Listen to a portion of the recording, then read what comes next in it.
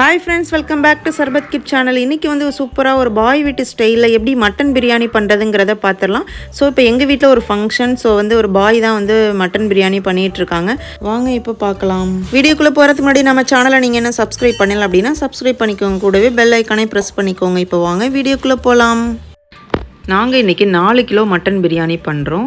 So நான் 1 கிலோவுக்கான ingredients எல்லாமே சொல்கிறேன். மட்டன் 1 கிலோ எடுத்துக்கோங்க. பெரிய வெங்காயம் 400 கிராம் நல்லா தோல் வச்சு ஸ்லைசஸாக கட் பண்ணிக்கோங்க. தக்காளி 400 கிராம் நல்லா குட்டி குட்டி பீசஸாக கட் பண்ணி வச்சுக்கோங்க. தேவையான அளவுக்கு பச்சை மிளகாய். இஞ்சி பேஸ்ட் வந்து 100 கிராம் எடுத்துக்கோங்க. பூண்டு பேஸ்ட் 100 கிராம். தயிர் ஒரு 100 கிராம். 2 லெமன் எடுத்துக்கோங்க. கொத்தமல்லி கருவேப்பிலை ஒரு கட்டு எடுத்துக்கோங்க. ஆயில் வந்து 200 கிராம். இன்றைக்கி நாங்கள் வந்து ஜீரக சம்பா அரிசி எடுத்திருக்கோம். ஸோ அரிசியை பிரியாணி செய்கிறதுக்கு ஒரு 1/2 ஹவருக்கு முன்னாடியே ஊற வச்சுருங்க.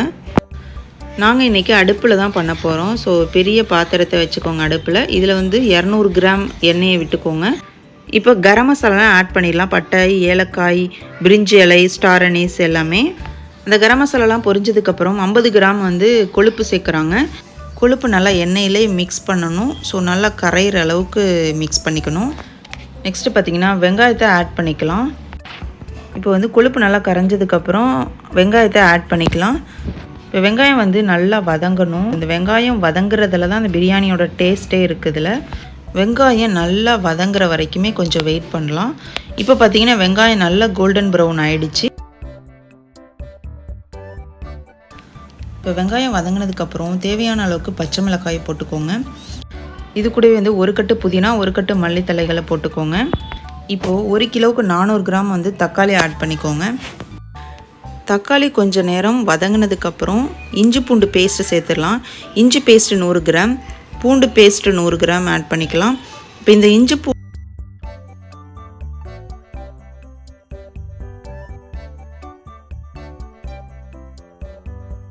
இப்போ தேவையான அளவுக்கு உப்பு போட்டுக்கோங்க. இப்போ வந்து தயிர் வந்து ஒரு 100 கிராம் ஆட் பண்ணிக்கலாம். ஸோ பிரியாணிக்கே ரொம்ப டேஸ்ட் கொடுக்கும். இப்போ வந்து தயிர் 100 கிராம் ஆட் பண்ணிக்கோங்க. ஸோ தயிர் வந்து பிரியாணிக்கு கொஞ்சம் நல்லா டேஸ்ட் கொடுக்கும். இப்போ எல்லாத்தையுமே நல்லா மிக்ஸ் பண்ணிக்கோங்க. இப்போ ஒரு கிரேவி கன்சிஸ்டன்சிக்கு வந்துட்டு இந்த ஸ்டேஜில் வந்து மட்டனை ஆட் பண்ணிக்கலாம். ஸோ நாங்கள் வந்து 4 கிலோ மட்டன் இதில் ஆட் பண்ணுறோம். நீங்கள் 1 கிலோ மட்டனை ஆட் பண்ணிக்கோங்க.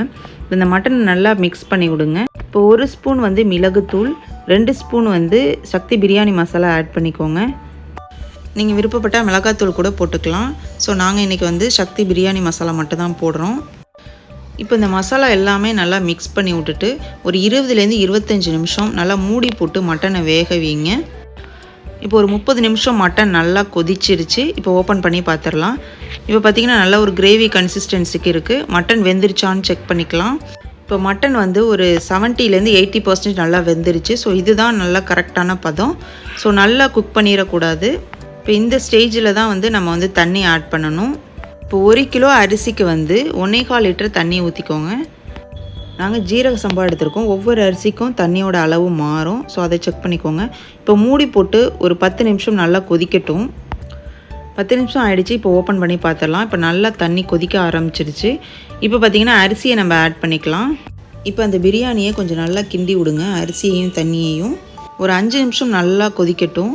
இப்போ பார்த்திங்கன்னா அரிசி வந்து ஒரு 50% கொஞ்சம் வெந்திருக்கணும். இந்த ஸ்டேஜில் அரிசியும் தண்ணியும் வந்துருச்சு பாருங்கள். இதுதான் பதம். ஸோ இந்த ஸ்டேஜில் வந்து நம்ம வந்து தம் போட்டுடலாம். லாஸ்ட்டாக உப்பு காரம்லாம் கரெக்டாக இருக்கான்னு செக் பண்ணி நல்லா மூடி போட்டு மூடி வச்சுக்கோங்க.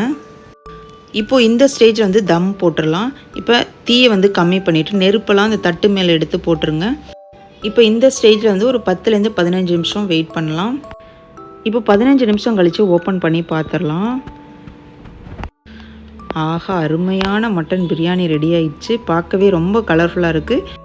இப்போ இந்த ஸ்டேஜில் 1 டேபிள் ஸ்பூன் வந்து நெய்யை ஆட் பண்ணிக்கோங்க. லாஸ்ட்டில் ஆட் பண்ணும்பொழுது உங்களுக்கு பிரியாணி நல்லா டேஸ்ட்டும் கொடுக்கும், நல்ல ஒரு வாசமாகவும் இருக்கும்.